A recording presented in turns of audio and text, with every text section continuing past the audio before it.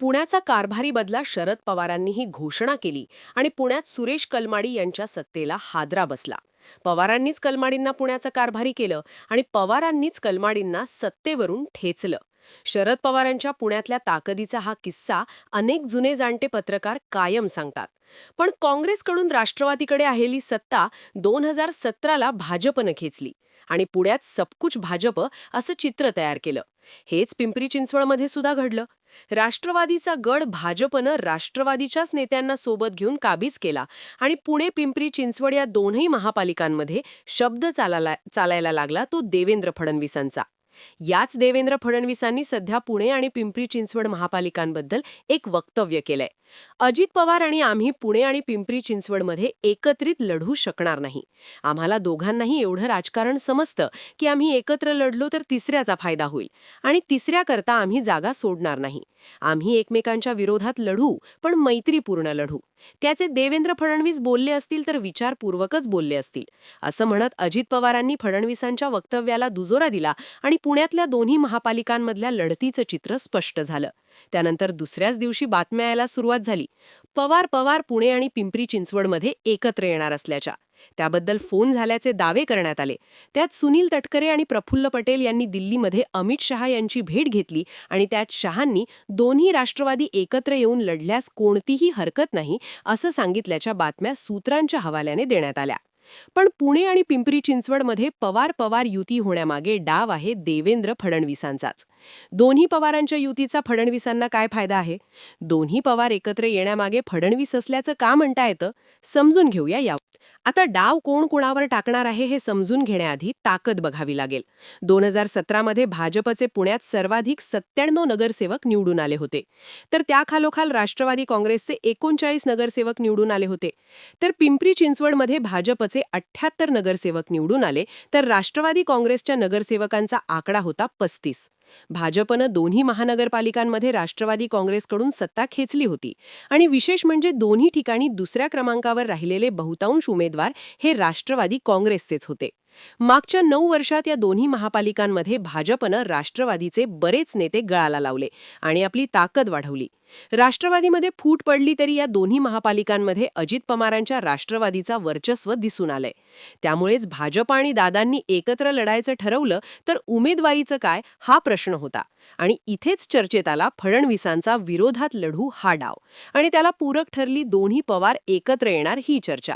त्या संदर्भात पिंपरी ते दिल्ली झालेल्या बैठका. आता भाजप दादा विरोधात लढतील असं म्हणत फडणवीसांनी कुठला डाव टाकला हे वेगवेगळ्या सिनारिओजमधून समजून घेऊ. समजा पुणे आणि पिंपरी चिंचवडमध्ये भाजप दादा एकत्र लढले असते तर आत्ता सध्या भाजपमध्ये जोरदार इन्कमिंग सुरू आहे. सेटिंगच्या सर्वाधिक जागा भाजपकडे आहेत, त्यामुळे नगरसेवकांचा फोर्स मोठा आहेच. हेच राष्ट्रवादीकडेही गेल्यावेळी दुसऱ्या नंबरला राहिलेल्या आणि निवडून आलेल्या नगरसेवकांची ताकद मोठी आहे. त्यामुळे जागा भाजप किंवा राष्ट्रवादी यांच्यापैकी एकाला सुटल्यावर दुसऱ्या पक्षाच्या उमेदवाराकडे थेट पर्याय येतो, तो महाविकास आघाडीचा आणि त्यातही शरद पवारांचा. त्यामुळे हे दुसऱ्या नंबरचे पण निवडून येण्याची ताकद असलेले उमेदवार मवियाच्या गळ्याला लागले असते.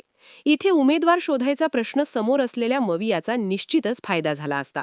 पण या समीकरणामध्ये एकनाथ शिंदेंची एंट्री झाली असती. शिंदेंच्या शिवसेनेची पुरी शहरात निर्णायक ताकद नाहीये. त्यांनाही निवडून येण्याची क्षमता असलेले उमेदवार शोधायचेत. अशा वेळी शिंदेंच्या पक्षानं मवियामधल्या पक्षांशी, विशेषतः शरद पवारांच्या राष्ट्रवादीशी जुळवून घेतलं असतं. तर या दोन पक्षांचं समीकरण प्लस दुसऱ्या नंबरवरचा उमेदवार, त्यामुळे भाजप आणि दादांसाठी गणित अवघड झालं असतं.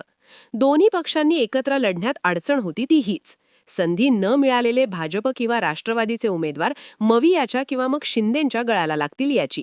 आता हीच गोष्ट उदाहरणामधून समजून घेऊ. पुणे महानगरपालिकेचा प्रभाग क्रमांक 34. इथे भाजपकडून आणि राष्ट्रवादीकडून अनेक इच्छुक आहेत. मागच्या निवडणुकीला इथे भाजपचे हरिदास चरवड विरुद्ध राष्ट्रवादीचे अक्रूर कुदळे अशी फाईट झाली होती. याही वेळी हे दोघे एकमेकांच्या समोरासमोर लढतील याची शक्यता जास्त आहे. त्यामुळे साहजिकच इथली जागा दोघांपैकी एकाला सुटली नसती तर इतर पक्षांकडून त्या नेत्याला गळ्याला लावण्याचे प्रयत्न झालेच असते. अशीच परिस्थिती अनेक ठिकाणी तयार झाली असती, ज्यामुळे भाजप आणि दादांचीच अडचण झाली असती. आता भाजप आणि दादा वेगळे लढले तर काय होऊ शकतं याचं उत्तर महत्त्वाचं ठरतं. भाजपकडे सध्या इच्छुक उमेदवारांची प्रचंड गर्दी आहे. स्टँडिंग नगरसेवक, मागच्या 5-6 वर्षात पुढे आलेले इच्छुक आणि दुसऱ्या पक्षांमधून भाजपमध्ये आलेले नेते, यामुळे इच्छुकांची सगळ्यात मोठी रांग आहे ती भाजपच्या कार्यालयाबाहेर. जी स्थिती पुण्यात तीच स्थिती पिंपरी चिंचवडमध्ये आहे. आता भाजपकडे एका जागेसाठी अनेक जण इच्छुक आहेत, पण अर्थातच तिकीट एकालाच मिळणार. अशा वेळी दुसरा उमेदवार आपसुकच अजित पवारांकडे जाणार, कारण भाजपच्या पाठोपाठ या दोन्ही महापालिकांमध्ये ताकद आहे ती अजित पवारांची. अशावेळी शरद पवार गटाचे उमेदवार सुद्धा अजित पवार गटाकडे शिफ्ट होतील. त्यात राष्ट्रवादीमधूनच भाजपमध्ये मोठ्या प्रमाणात इन्कमिंग झाला आहे, त्यामुळे हे नेते अजित पवारांसोबत सहज जुळवून घेऊ शकतात. थोडक्यात अजित पवारांना आपल्या ताकदीसोबतच भाजपचे आणि पवार गटाची संधी न मिळालेले इच्छुक उमेदवार जोडून घेऊन आपलं संख्याबळ वाढवता येईल. भाजपचा फोर्स मोठा असला तरी अजित पवार दुसऱ्या नंबरला राहतील आणि त्यातही भाजपचे संधी न मिळालेले उमेदवार दादांकडे जात असल्यानं मवियामधले पक्ष किंवा एकनाथ शिंदेंची शिवसेना यांनाही बॅकफूटला जावं लागेल. इथे फायदा होईल तो राष्ट्रवादी पाठोपाठ भाजपचाच. आता इथेही एक उदाहरण देते. पुणे महानगरपालिकेमधला प्रभाग क्रमांक 30, कर्वेनगर हिंगणे होम कॉलनी. इथे भाजपकडून 78 इच्छुकांनी फॉर्म नेले आहेत. त्यात इथे शिवसेना काँग्रेसची सुद्धा ताकद आहे. त्यामुळे भाजपमध्ये ज्यांचं तिकीट कट होणार त्यांना शिवसेना काँग्रेसची दारं उघडली जातील.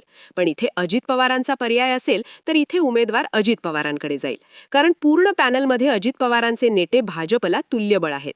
आता पिंपरी चिंचवडमध्ये सुरू असलेली स्थानिक नेत्यांची हालचाल बैठका, नाना काटेंनी सुप्रिया सुळेशी बोलणं झाल्याबद्दल केलेला दावा आणि दादांच्या राष्ट्रवादीच्या नेत्यांची अमित शहा यांच्यासोबत झालेली बैठक, यातून युतीचे सिग्नल मिळायला लागलेत.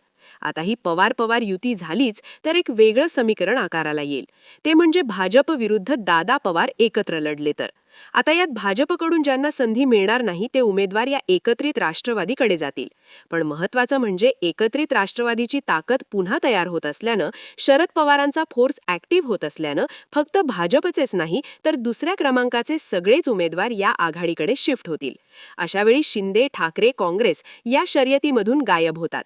आता त्यातही भाजप विरोधात आघाडी होत असेल म्हणून दोन्ही पवारांच्या नेतृत्वात सगळे पक्ष एकत्र आले तर या दोन्ही राष्ट्रवादी इतर पक्षांना किती जागा सोडतील हा मुद्दा महत्त्वाचा आहे. त्यातही जागा सुटल्याच तर त्या जागांवरचे बंडखोर सुद्धा याच दोन पक्षांच्या छुप्या पाठिंब्यावर पुढे येऊ शकतात. त्यामुळे सामना थेट भाजप विरुद्ध एकत्रित राष्ट्रवादी करून विरोधकांना पूर्णपणे मायनस करायचा डाव बसताना दिसू शकतो.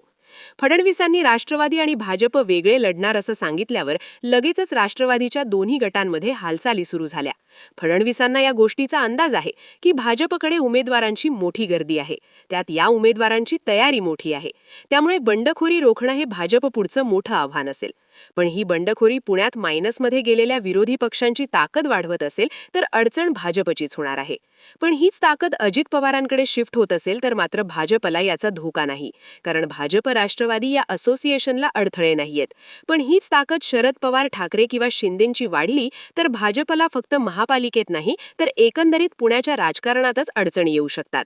त्यामुळे दोन्ही पवारांचं संख्याबळ भाजपला अडचणीचं ठरत नाही. त्यामुळेच पवार एकत्र आणणं हा फडणवीसांचाच डाव असल्याचं म्हणता येतं. आता यात अजित पवारांचा फायदा काय होतो तर पुण्यात भाजपची सत्ता रोखणं अवघड आहे. त्यात भाजप आणि दादा एकत्र लढले असते तरी भाजपमधून बंडखोरी होण्याची आणि भाजपच्या मतदारांचं वोट ट्रान्सफर दादांकडे होण्याची शक्यता कमी होती. हेच पिंपरी चिंचवड हा अजित पवारांचा बालेकिल्ला म्हणून ओळखला जातो. पण अजित पवारांनीच उभे केलेल्या नेत्यांना भाजपनं आपल्याकडे घेत बळ दिलं आणि महापालिके ते विधानसभा असं वर्चस्व तयार केलं. इथे अजित पवारांची ताकद काहीशी कमी झाली असली तरी शरद पवार प्लस अजित पवार हे समीकरण जुळलं तर मात्र एकत्रित राष्ट्रवादीची ताकद अजित पवारांच्याच पत्त्यावर पडणार आहे. यात अजित पवार जिंकले तर अर्थातच पुणे जिल्ह्यात आपला बेस रिगेन करताना त्यांना फायदा होऊ शकतो आणि अजित पवार हारले तरी शरद पवार किंवा मवियाची शिंदेंची ताकद वाढत नसल्यानं आपला 2 नंबर कायम ठेवणं त्यांना सहज शक्य होईल. यात 1 नंबरवर भाजप राहिली तर फडणवीसांचा हा डाव अर्थातच यशस्वी होऊ शकतो, तेही विरोधकांना पूर्णपणे मायनस करून. तुम्हाला काय वाटतं? पवार युतीला बळ देणारा फडणवीसांचा वेगळा लढण्याचा डाव यशस्वी होईल का? तुमची मतं आणि प्रतिक्रिया कमेंट करून सांगा आणि माहितीपूर्ण व्हिडिओज पाहण्यासाठी YouTube चॅनलला सबस्क्राईब करायला विसरू नका.